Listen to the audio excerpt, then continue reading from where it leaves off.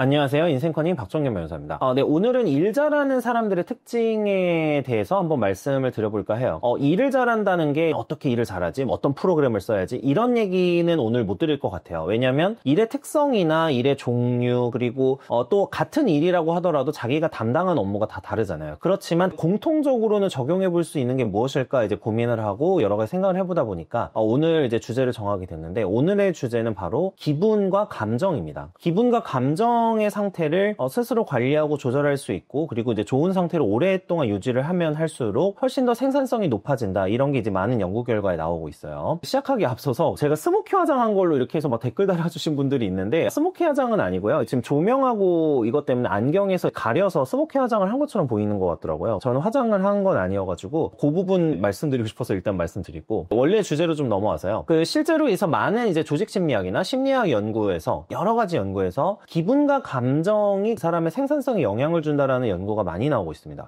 최근에 이제서 좀 재밌고 흥미로웠던 책이 뭐였냐면은 알리 압달의 이제 기분 리셋이라는 책이에요. 근데 이 기분 리셋이라는 책을 막 뭐 추천드리거나 그런 건 아니고요. 적어도 뭐 당연히 홍보 받은 것도 아니고, 제가 이제 보다가 몇 가지 시사할 만한 점이 있고 말씀드리고 싶은 부분이 있어서 말씀을 드리고 싶었어요. 저는 일 잘하는 사람들의 특징을 기분이나 감정을 조절하고 관리할 수 있다라는 데에서 조금 보거든요. 이 책의 주제를 한 문장으로 표현하면 어떤 거냐면요, 성공이 좋은 감정, 좋은 기분을 부르는 게 아니라 좋은 기분이나 좋은 감정이 성공을 부른다. 이게 한 문장으로 요약하면 이 책의 내용입니다. 물론 이에 대해서 굉장히 다양한 연구 결과나 여러 가지 심리 연구나 어떤 성과 관련해서 이제 경영학적 연구가 많이 이제 인용이 되는데요. 이 책의 이제 저자는 원래 의사였어요. 굉장히 엘리트 코스를 밟은 의사이고, 지금은 현재 이제 유튜버로 인플루언서로 활동하면서 여러 가지 다른 사업을 하고 있는 분인데, 이제 저술 활동도 하고요. 결국에 기분을 좋게 하는 방법이 무엇인가, 그리고 기분을 좋게 하면은 생산성을 극대화할 수 있다. 이런 얘기였던 거죠.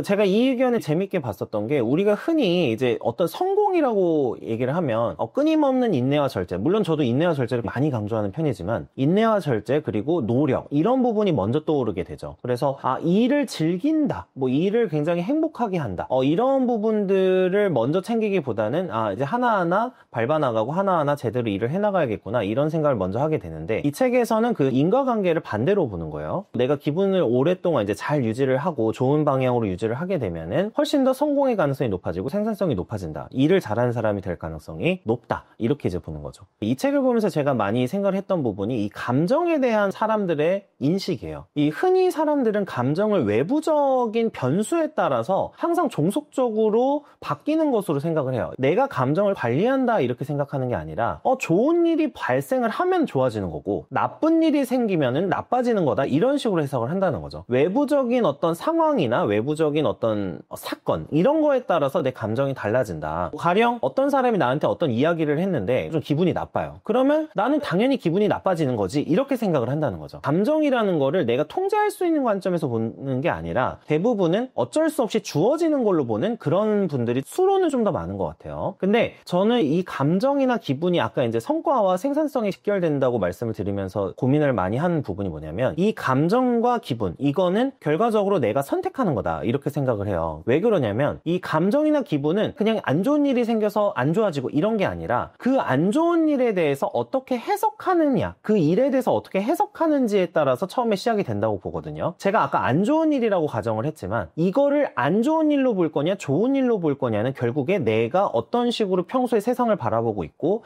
사람을 어떻게 바라보고 있는지에 따라서 얼마든지 달라질 수 있다는 거죠. 예를 한번 들어보면요, 10억이 있는 두 사람이 있습니다. A와 B 두 사람이 있는데, 한 사람은요 15억에서 10억으로 투자를 실패해서 떨어졌어요, 재산이. 어떤 사람은 5억에서 10억으로 투자에 성공해서 올라갔습니다. 그러면 두 사람이 사실은 느끼고 있는 객관적인 행복도나 감정 상태는 너무나 뻔하게도 A, 돈을 잃은 사람은 굉장히 불행할 거고요, B라는 사람은 5억에서 10억으로 늘었으니까 훨씬 행복할 겁니다. 그런데 여기서 이제 중요한 거는 객관적인 사실은 둘 다 10억을 갖고 있다는 부분이에요. 이 10억을 갖고 있는 부분에 집중을 하면 A와 B 두 사람은 감정 상태가 서로 달라질 이유는 없어요. 상대적으로 내가 원래 갖고 있던 것보다 이제 못 가지게 된 거기 때문에 많은 불행을 느낄 수밖에 없는 상황이기는 하지만, 이걸 다시 한번 좀 틀어서 생각을 하면은 내가 현재에도 10억을 갖고 있네라는 그 사실 자체에 집중을 하고 이걸 보는 관점을 바꾸게 되면은, 예를 들면 훨씬 더 자산이 적은 사람들도 있어. 내가 10억을 갖고 있는 것도 충분히 부유한 거야, 이렇게 생각을 한다면 훨씬 더 행복도가 높아지는 그런 상황이 되는 거죠. 결과적으로 어떤 사람이 그 외부적인 변수나 외부적인 사실에 대해서 어떤 식으로 사고하고 어떤 가치관을 갖고 있고 이거를 어떻게 바라보느냐에 따라서 굉장히 이 기분과 감정 상태가 달라진다는 그런 겁니다. 개인의 주관적인 감정, 판단, 이런 것들이 결과적으로는 그 사람의 세계나 사고관을 보여주는 것이 되고, 이것이 이제 사실은 일 잘하는 사람들이 왜 감정이나 기분에 따라 그 사람의 생산성이 달라지는지를 보여주기도 해요. 그 사람이 느끼고 있는 외부에 대한 생각이 감정과 결부되어 있고, 그렇기 때문에 그 감정이나 기분이 생산성과 직결되는 거죠.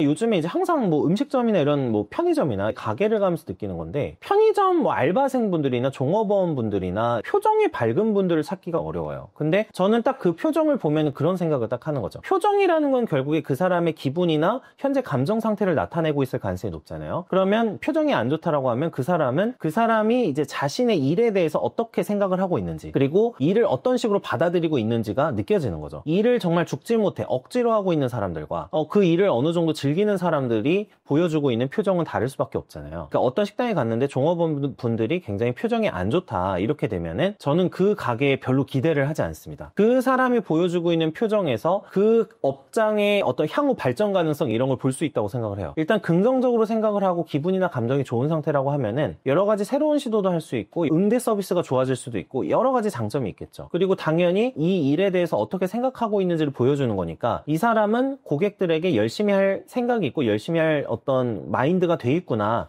이런 거를 느낄 수도 있거든요. 기분이 좋은 사람들로 이제 가득 찬 사업장일수록 당연히 훨씬 더 활기차고 훨씬 더 좋아질 가능성이 높겠죠. 근데 그렇지 않다고 하면은 가게 들어갔을 때 기대를 하면 안 되겠구나, 이렇게 생각을 하긴 하거든요. 요즘에 그 20대 분들 중에서 아르바이트 하면서 표정이 안 좋으신 분들이 정말 많아요. 이 표정이 좋은 분들이 없다는 게 굉장히 슬픈 게 뭐냐면, 이 사람들이 평소에 내가 하고 있는 일이나 아르바이트 일에 대해서 어떤 식으로 생각하고 있는지를 볼 수 있기 때문이거든요. 내가 하고 있는 일에 대해서 긍정적으로 생각하고 있는 사람들이 많은 곳이고 많은 사회일수록 훨씬 더 사회가 건전해지고 좋아질 수 있는데, 표정이 안 좋은 분들이 많다는 거는 사회가 안 좋은 방향으로 가고 있다는 증표가 되기도 합니다. 보통 표정은 기분이나 감정 상태를 나타내고, 이 표정만 제대로 살펴도 그 사람이 평소에 어떤 생각을 하고 있는지, 그리고 그 사람이 평소에 일이나 어떤 세상에 대해서 어떤 식으로 판단하고 있는지를 알 수가 있고요. 표정이 좋은 사람일수록 훨씬 더 높은 생산성을 보일 가능성이 높다, 이런 부분을 말씀드리고 싶었어요. 오늘 영상을 요약을 하면은, 결과적으로 기분이 좋아지면은 에너지가 증가하고요, 에너지가 증가하면은 일을 열심히 하게 되고요, 그리고 기분이 좋으면 안 좋은 환경이나 똑같은 스트레스 환경에 처해야 한다고 하더라도 이에 대해서 빠르게 회복을 할 수가 있습니다. 내가 안 좋은 일이 생겨도 기분이 좋을수록 훨씬 더 쉽게 털어낼 수 있는 그런 상황이 된다는 거죠. 내 일을 오래 하기 위해서, 그리고 내 일을 잘하기 위해서, 더 나아지기 위해서 평소에 내가 일을 할 때 어떤 식으로 일을 해석을 하고 일을 바라보고 있는가, 그리고 이걸 할 때 내가 어떤 기분을 느끼고 어떤 감정 상태를 느끼는가에 대해서 한번 자기 객관을 하고 메타인지를 해보는 게 굉장히 중요하다고 생각을 하고요. 결과적으로는 긍정적 감정이 부정적 감정을 이겨내고 부정적 감정을 일소할 수 있기 때문에 훨씬 더 효율적이고 높은 생산성을 보일 수밖에 없다. 그리고 이 높은 생산성을 보이기 위해선 평소에 내가 어떤 식으로 감정을 느끼는지를 인지를 하고, 내가 일에 대해서나 어떤 사회 현상에 대해서 어떤 식으로 해석하는지도 한번 생각을 해볼 필요가 있다고 생각을 해요. 여기에 더해서 자기만의 감정을 좋게 만드는 루틴을 하나 만들면 좋을 것 같아요. 저 같은 경우에는 갑자기 너무 이제 뭐 우울해지거나 기분이 안 좋아지게 되면은 밖에 이제 산책을 하러 나가거든요. 어떤 분들은 또 운동을 하실 수도 있고, 이런 나만의 기분이 안 좋고 여러 가지로 몸이 지쳤을 때, 감정 상태가 좋지 않을 때 이거를 조금 회복할 수 있는 이제 정기적인 루틴을 하나 만든다고 생각을 해보면 훨씬 더 내가 장기적으로 더 열심히 일을 할 수 있는 하나의 방편이 되지 않을까, 이렇게 생각을 하면서 영상을 마치도록 하겠습니다. 네, 시청해주셔서 감사합니다.